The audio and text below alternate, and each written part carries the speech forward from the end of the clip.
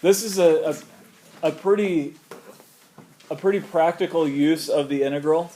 So if we have a function and we look at a function over an interval, a lot of times the average value is really important to us or really useful to us.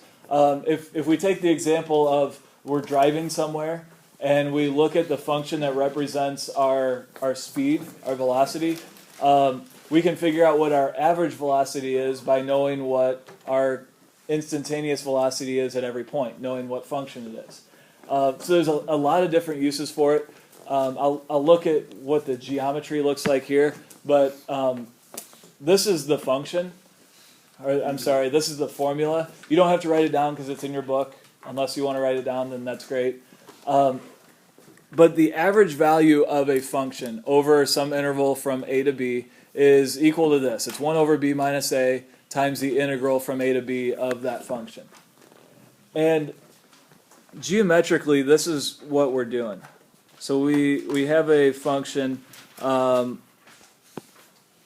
go from a to b. Function might look like this. The integral from a to b of f of x is just going to be the area under the curve, right? So it's just going to be this area right here. You guys agree with that? Yeah? Well, sometimes that area is not as interesting to us as just the average value of the function. So that function may take on values from, well, in this case it's f of a, but it may take on different values along the y-axis at different points. But we want to know what is the average that it takes on here along the y-axis. So what we do then is we take this total area here and divide it by the width of the interval. And what that does is it basically gives us the dimensions of this rectangle right here. And this rectangle here is going to have the same area. Let me draw those the other way. This rectangle has the same width as our interval, and it has the same area as our region. And the height of that rectangle here is going to be the average value. Does that kind of make sense? So if this graph here, f of x, is a graph of our speed during a time interval from a to b, then this height right here is going to be our average speed over that time. Does that make sense? So here's an example, fairly simple example.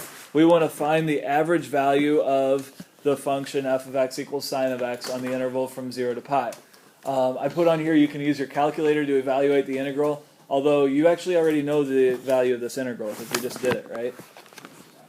So let's write this down here. So the average of sine of x is going to equal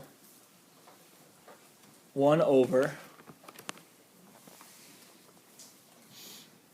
what do I put on the bottom here?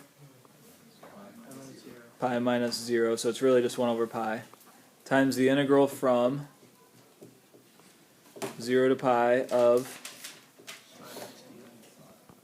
sine of x dx. That's going to be 1 over pi times, what is the integral from 0 to pi of sine of x? 2. And so the average value of that function is going to be 2 over pi. So that means if we had a rectangle that had a height of 2 over pi and a width of pi, that rectangle is going to have the same area as the space between the graph of sine of x and the x-axis on that same interval. What do you guys think about that? Yes.